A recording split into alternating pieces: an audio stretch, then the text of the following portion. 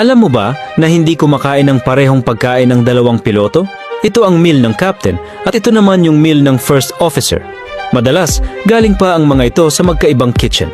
During flight, unang kumakain ang captain habang nakafocus naman ang first officer sa flight systems.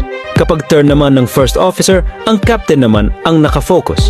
Para ito sa kaligtasan ng buong flight, dapat kasi laging may isang alerto at nakabantay sa cockpit.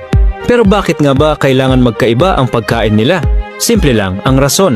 Kung pareho silang ma-food poisoning sa iisang pagkain, sino na ngayon ang magkokontrol ng eroplano?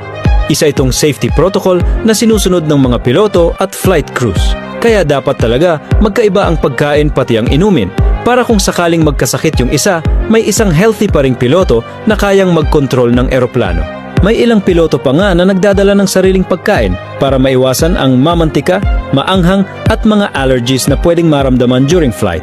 Kasi sa aviation, walang maliit na detalye pagdating sa safety, dapat lahat pati pagkain may protocol.